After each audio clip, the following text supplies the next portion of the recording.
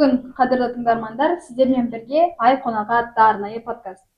Бүгін біз үшін ерекше күн, себебі студиямызда мектебіміздің алғаш ашылған кезіндегі куәгерлері, мектептің тұңғыш директоры және алғашқы ұстаздар қонақта. Олардың естеліктері біздің мектептің алтын тарихы, өшпес шежіресі. Қош келдіңіздер, құрметті қонақтар.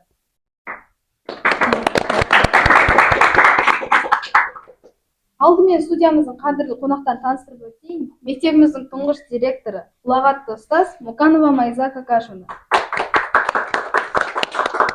Мектеп ашылған алғашқы жылдары еңбек еткен мұғалімдер, қазақ тілі мен әдебиет пәнінің тәжірибелі ұстазы Мукушева Лаура Мадияровна. Бастауыш сыныптың аяулы мұғалімі Жайнагүл Тұрдахын. Математика пәні мұғалімі Слямова Мереке Альбакановна.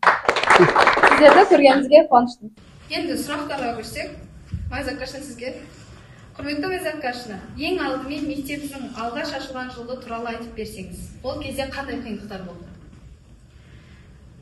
Сәлеметсіздер ме, құрметті қатысушылар, құрметті әріптестер, менің оқушыларым, сіздерді көргеніме өте қуаныштымын. 7-ші шілде күні 2007 жылы аудан әкімінің қалауы бойынша, Акулов Григорий Ильичтің қалауы бойынша бірінші қазақ мектебі ашылды деген осындай құжат шықты. Сол кезден бастап біздің 5-ші мектеп ашылды. Біз бірінші бастағанда вокзальная 149 деген адреспен мектеп болған, екінші мектеп, сол екінші мектепте 3-ші қабатты бізге берді. Сол 3-ші қабатта біз жұмысымызды бастадық.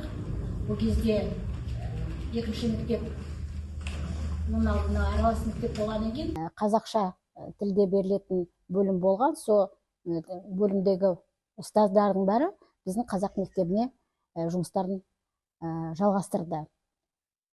Қандай қиындықтар? Қиындықтар көп болды, бірақ ол қиындықтарды сырттан келіп ешкім оны енді бізге шешпейді. Сондықтан әр қиындықты өзіміз, әріптестерімізбен бәріміз қосылып бір адамдай. 15 жыл мектеп директоры болып істедім. 15 жылда да осы мұғалімдеріме рахмет, әріптестеріме рахмет.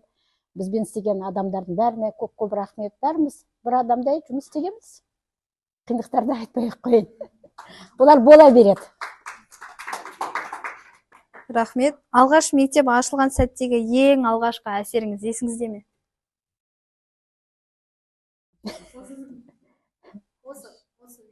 Осы мектепте 2013 жылы 1-ші қыркүйек, жаңа мектепті каказ бізге салып берді, ашылады деді. Енді білесіздер, үкіммен істеген уже неке отырған Салтанат Сериковна, Арая Нұрбековна, бәрдеріңізді естеріңізде шығар. Қаншама қиындықтар болды, қаншама жұмыс болды, қаншама жадық та, бәрі болды. Бірақ оның бәрі енді өтіп кеткеннен кейін уже ұмытып қалатынсың ба, сақтамаймын да, потому что оны если бәрін мына жерге сақтасаң, бас деген просто қайнап кетеді. Сол жылдары мұғалімдер мен оқушылардың жағдайы қандай еді? 13-ші жылы 2013 жылы осы мектепте бастағанда енді мен ойлаймын, жағдайымыз өте жақсы болды. Енді 1-ші мектеп болғаннан кейін 1-ші қазақ мектебі жаңа ғимараттан бастадық. Бәрі де жап-жаңа, әдемі, қаншама қонақтар келеді бізге. 1 жыл, әріптестерім естерінде шығар, 1 жыл біз тек қана қонақ күтумен болдық қой осы мектепте. Балалардың бәрі ол кезде рахмет ата-аналарына. Айттық, қазақ мектебі жалғыз мектеп, бәрі бізге қарайды, бәрі бізден үлгі алады. Сондықтан балалардың бәрін әп-әдемі қылып бір форма кисін деп. Сондықтан рахмет ата-аналарымызға. Бірде-бір ата-ана айтқан жоқ, ала алмаймын, керек жоқ деп, ондай әңгіме де болған жоқ. Сондықтан 1-ші қыркүйекте мінекей салтанатты линейка болған кезде балаларымыз бәрі әп-әдемі, мұғалімдердің бәрі әп-әдемі шыққанда, енді ауданның бәрін бір еткізді, дүрк еткіздік. Сол енді бәрі жәннат болғаннан кейін балаларға постоянно айтып отыратын өзімді, балаларынан бәрін сақтау керекпіз. Артымызда келе жатқан бауырларың бар, олар да осы мектепке келеді, осы мектепте оқиды, бәрін сақтаңдар, дұрыстап қараңдар. Буквально білесіздер, мен сондай шыдамсыз адам ғой өзім, отыра алмаймын орнымда, кабинетте практически отырмайтын, постоянно жүретін. Неге жүремін мен? Қарап жүрем, қабылдап жүрем, қалай екен, не екен, таза болсын деп. Сондықтан енді рахмет. Қазіргі қарай мінекей мектеп қашан ашылды, сол кезге дейін мінекей жайнап тұр мектептерің, молодцы. Рахмет сіздерге. Осы еңбектерің жемісті болсын. Рахмет. Мектептің алғашқы жетістіктері есіңізде ме? Мектептің жетістіктері өте көп. Қалай айтсам, үлкен бір іс-шаралар ауданда болса, ауданда біз біріншіміз, облыс болса, облысқа шығамыз, республика десе, республикаға да шыққанбыз. Енді оның бәрі еңбек, үлкен еңбек, ұстаздардың еңбектері, балалардың еңбектері. Есте қалған, наверное, вот кезінде бізде парад деген болатын, 1 май күні. Оған келгенде бәрі мектептер, қалалық мектептер, балабақшалар, әшейін организациялардың бәрі дайындалады. Бәрі тосады. Біздің мектеп қалай шығады? И вот Анатолий Афанович Налибновтың 2-ші мектеп, сол мектеп қалай шығады? Екеуміздің арамызда спор. И сонда енді стараешься делать так, чтобы біздікі енді бәрінен де ерекше болу керек. Қаншама енді оған. Ол кезде Земсира Жанымханова, менің орынбасарым тәрбие жұмысынан, Салтанат Сериковна, жас мұғалімдердің бәрі, идеялар көп, қызық. Оның бәрін шешу үшін қаншама қаражат керек. Сонда қаражатпен енді шын айтса, көмектесіп әкелетін ешкім жоқ бізде. Өзіміз, бәріміз өзіміз. Ақырындап өзіміз жинаймыз, ақырындап өзіміз істейміз. Қыздар оның бәрін даже ескіден нағып істейтін бәрін. И сонда шыққанда, Шыман Айхан бәрі опять в восторге. Только разговоров. Мен 5-ші мектеп қандай, көрдіңдер ме, қараңдар деп. И, в общем-то, постоянно алатын 1-ші орнымыз или гран-при болған. Это біздің енді еңбегіміз заслуженный деп айтады ғой, сол заслуженный 1-ші орындар болатын. Мектептің алғашқы қоңырауы соғылған сәтте жүрегіңізде қандай сезім болды? Енді жылда 1-ші қыркүйек күні алғашқы қоңырау болған кезде, как будто өміріңді жаңадан бастайсың. Солай. Потому что мектеп ол өмір. Сондықтан өмірінің жаңа беті, жаңа енді жолы, жаңа балалар. Сол, осындайсың. Сол кезде бұл мектептің болашағы қандай болады деп армандадыңыз ба? Болашағы мықты бола ма деп? Енді мектептің болашағы ол оқушылар ғой, ол балалар. Сондықтан енді әрқашанда ойлайсың, балалар жақсы болсын, балалар жоғарыдан көрінсін, балаларға қарап біз қуана берейік. И мен ойлаймын, біздің мектептің балалары әрқашан қазір да мінекей көріп тұрмын, оқимын, қараймын, көремін сіздерді, қуанамын сіздерге. Мұғалімдерге айтамын, еңбектеріңіз тек қана әрқашан алға жүре берсін, а оқушылар тек қана жақсылықтан, биіктен көріне берсін.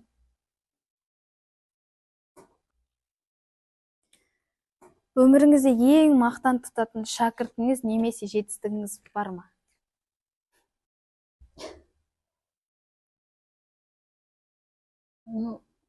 Қалай айтасың?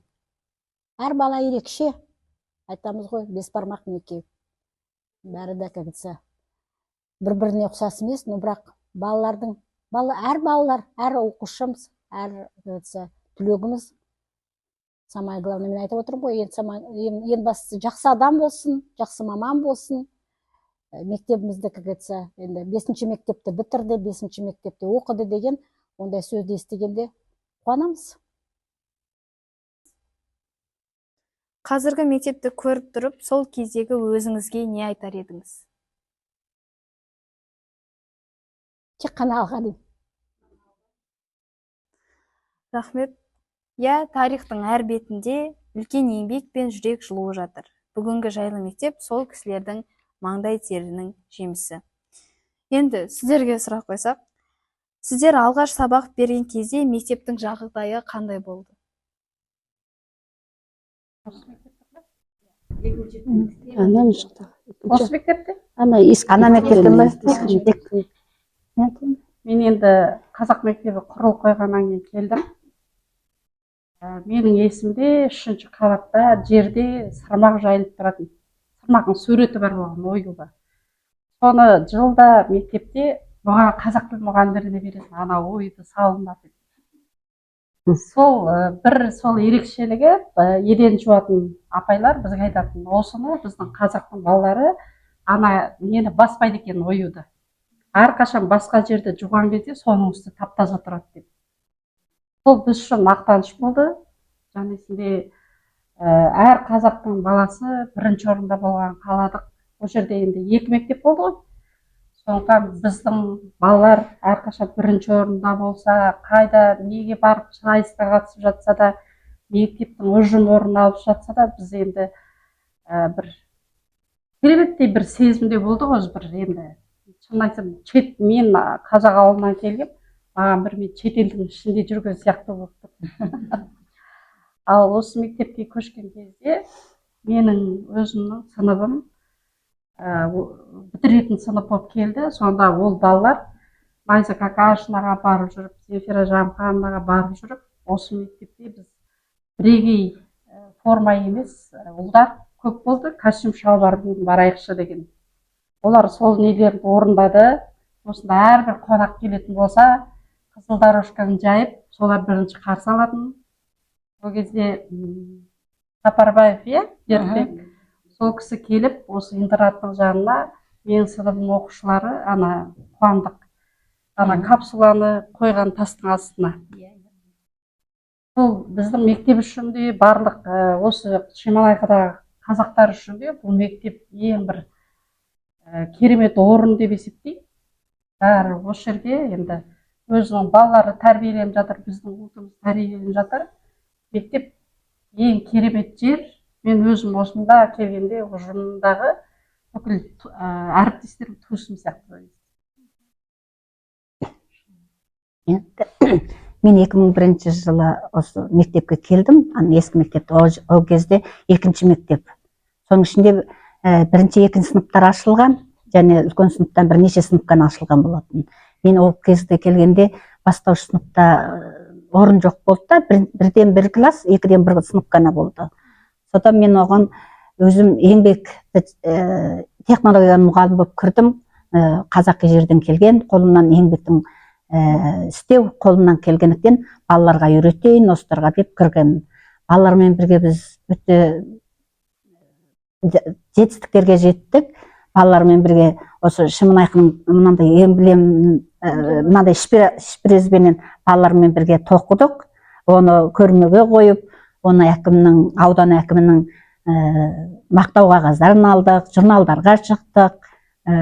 Одан сол технология мұғалімі болып 3-4 жыл істедім. Көптеген көрмелерге де қатыстық. Ауданға да, облысқа да бардық. Кигіз үйдің ішін безендіру бәрі менің мойнымда болды. Түгел ішіндегі дүниені мен әткелемін. Мүмкін бірінші орын боламыз. Одан кейін біз қайтып сол мектепте жүргенде, біз 5-ші мектеп болып 2-ге бөлініп, сол мектепте 5-ші мектеп болып, бөлек өзіміз мектеп болдық қой. Сол кезде. Әйтпесе бірге орыс мектеп аралас болып жүрдік. 5-ші мектеп болып бөлек шықтық. Майза Какашина біздің директорымыз болды. Содан бізге балалар да көбірек келе бастады. 5-ші мектеп болып бөлек шыққаннан кейін сол жерде сыныптар да көбейді. Өзім сол жерде 1-ші сыныпты алдым дағы. Осы шығарған сыныбым Ақерке, Ерқанаттар болатын, қазір 11-ді бітірген. Содан бері бастап, 1-ші сынып, бастауыш сыныпта өзім еңбегімді атқарып, балаларға білімді беріп істеп келе жатырмын.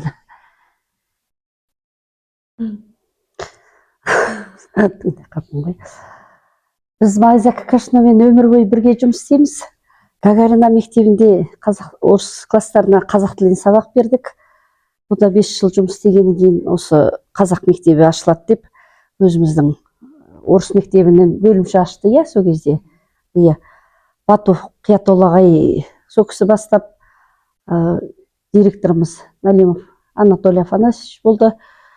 Сол кезде бала оқушы саны аз болғаннан кейін мен Гагарина мектебінде таңертең қазақ тілінен сабақ беріп, одан кейін түстен кейін барып математикадан сабақ беріп жүрдім. Содан кейін өзім мамандығым болғаннан кейін бірыңғай сонда ауыстым. Сонда оқушылар аз болғаннан кейін бізге тапсырма беретін, сіздер барып қазақ мектебіне балалар, оқушылар жинап әкеліңдер деп. Сонда үйлеріне барамыз, квартираларына, немесе көшеден сұраймыз, балаларыңды қазақ мектебіне беріңдер деп. Сонда енді кейбіреулер жақсы сөйлеседі, кейбіреулер сөйлеспегендер де болды. Енді қазір тәуба ғой, енді көп оқушымыз, санымыз көп. Енді өзіміздің екінші мектеп еді.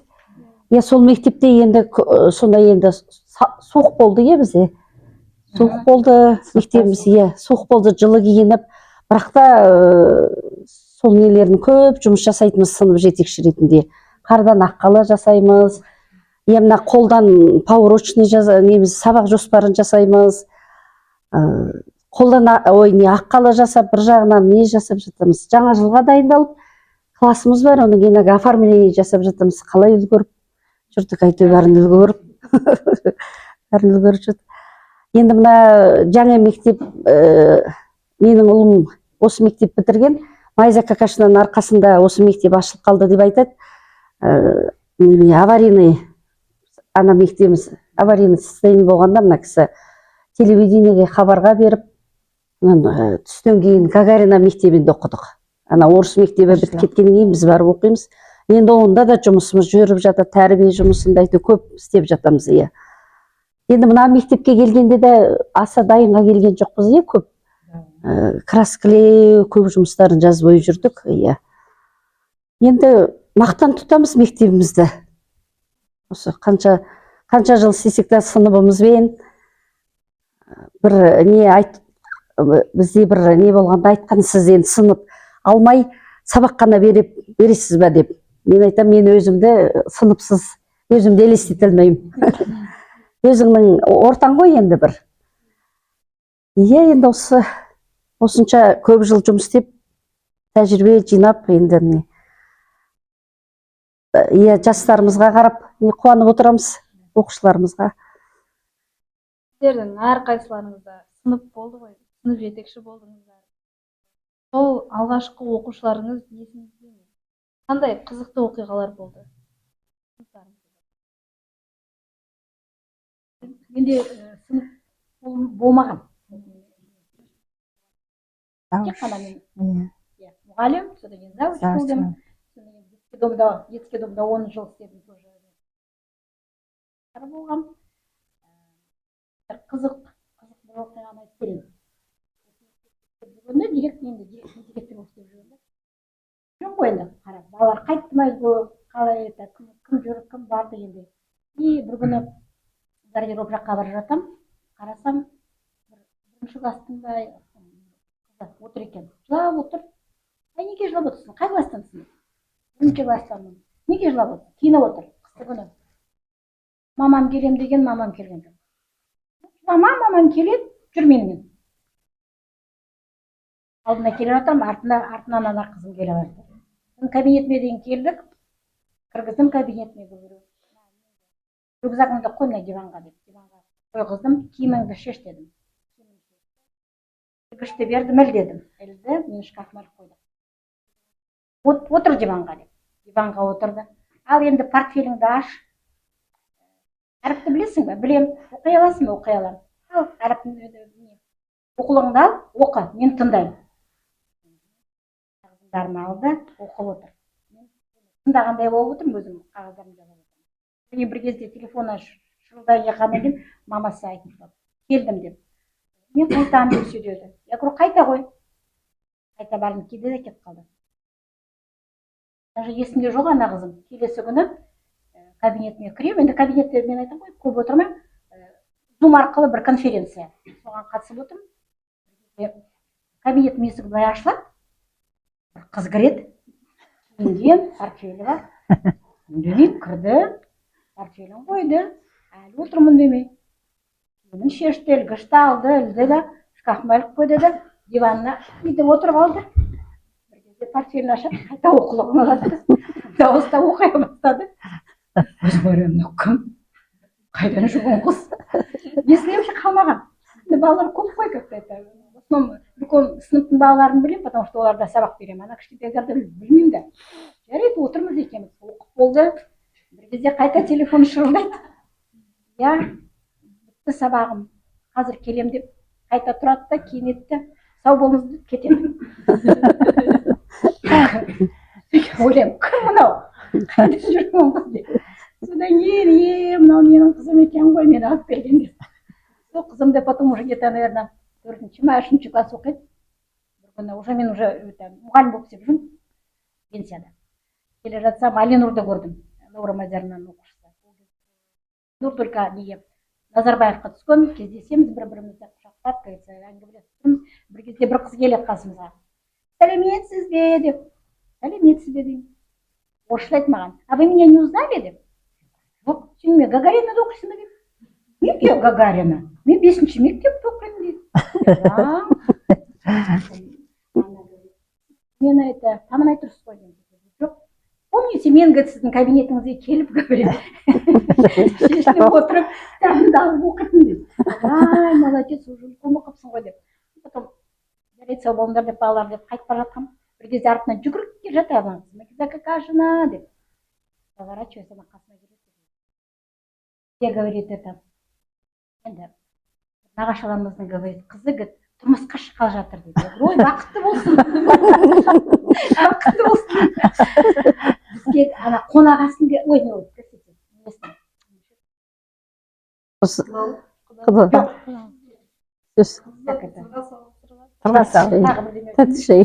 несін береді ғой ана.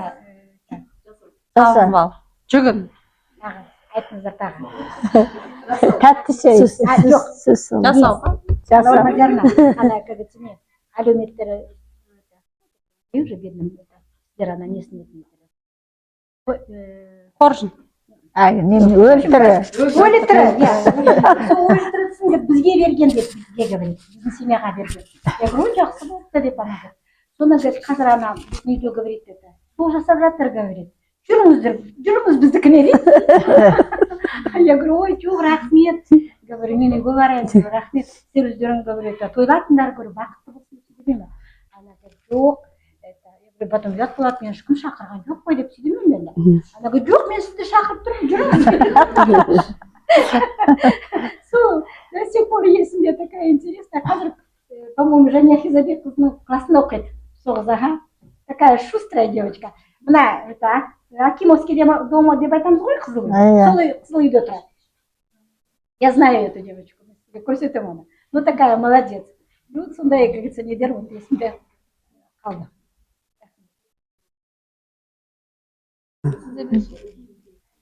Лаурада көп. Мен де сол 2-ші мектепте істеп жүрем. Ол кезде бізде сол мектепте мынандай немене салады ана, жеміс жидектер салатын ол жаққа, білесіз ғой, помидор, огурцы салады. Содан мен еңбекте жүргенде мен қыздарға оны, ұлдар мен қыздарға бірге береміз. Бала аз ғой бізде енді. Екеуіне араласып бірге бере береміз. Сосын бір күні мен енді үстіне киініп шыққанша балалар сол жерде біреуі неменеменен сабақ киімменен бөшекке сапты да арқасына көтеріп алыпты. Сосын оның ата-анасы келеді дағы директорға кіріп айтыпты. Біз мен үстіне түсіп келе жатсам нәлем тұр ана. Сосын мен шошығанымнан жүрегім дірілдеп Мұрат ағаның кабинетіне кіріп кеттім дағы есіктің артында тұра қалдым. Деп жүріп, ана сіз деп алып, тұрдақың қайда, тұрдақың қайда деп іздеп жүр. Bir zaman ана кабинетке кіріп келді өзі. Кіріп келгенде мен естіп, Мұрат аға айтады, ол кіз таң қалқап, не болды дейді. Мен дір-дір етіп тұрмын есіктің артында бүйтіп. Bir zaman ол кіз кіріп келгенде мен шығады. Сондай қызықтар болатын бізде. Сол әлі біздің ойымыздан кетпейді.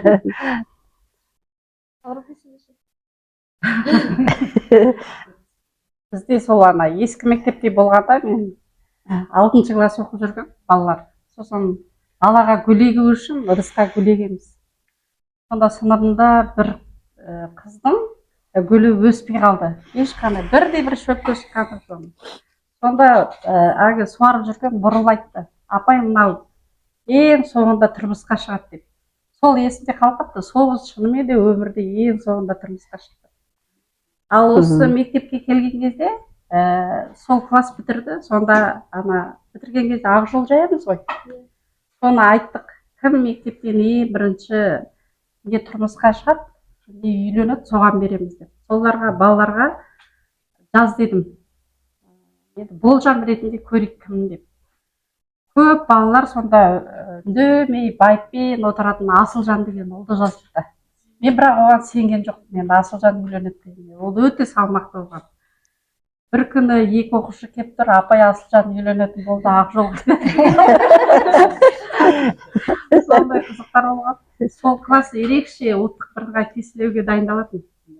Үйге барып чай ішіп отырсам, кешкі сағат 5 болып қалған. Азым қайырғазына звондайды: Аурама жаным, сіз қайдасыз деп. Ой, шош кетіп бірден болма деп.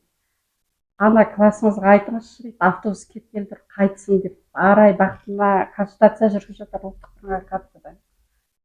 Сол класста өзім ұлым оқиды, соған звондап айттым: қайтыңдар, автобус қайтып қалып тұр, Арай бақытына қайтайын деп. Арай апай қайтайын деп тұрған жоқ, күшті сөйлеп тұр. Балалар сол кезде өздері ұлттық бірыңғай тестілеуге ерекше дайындалатын, ұйымшылдық күшті болатын. Сол кездегі балалар қазірде өзара бір-бірлерімен кездесіп сөйлесіп тұрады. Бір жағынан ойлаймын енді, мектепте жүргенде сыныптас деген ол ең жақын адам деп. Қазірде өзім сынымдағы балалар сондай болса екен деп тілеймін. Менің ең алғаш бірінші классымда оқушыларым Мұқашева Айгерім, Қалиева Алия, Кабижанов Олжас, кім тағы Олжас болды.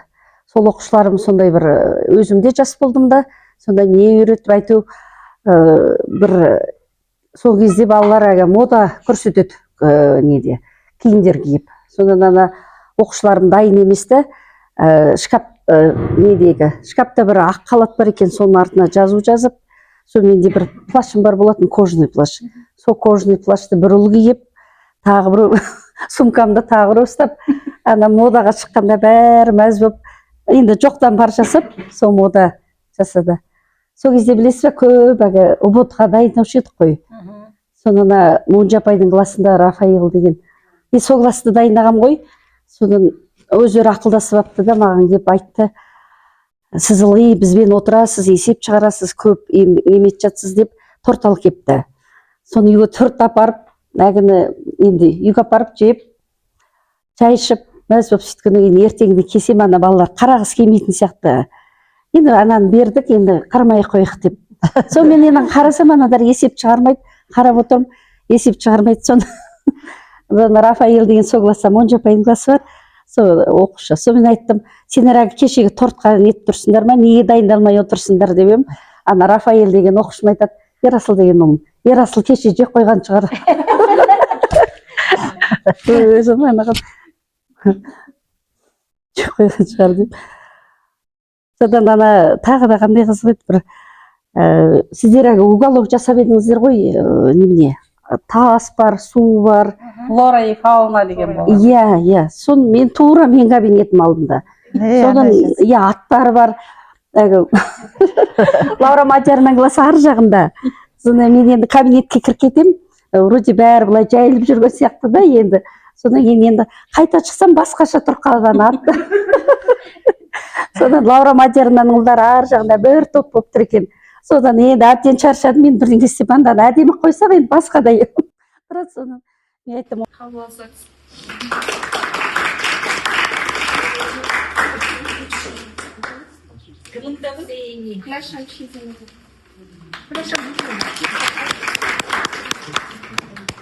Министр образования. Нештің кәліксі. Рахмет. Очень ценный для меня. Очень салат. Көп рахмет балалар.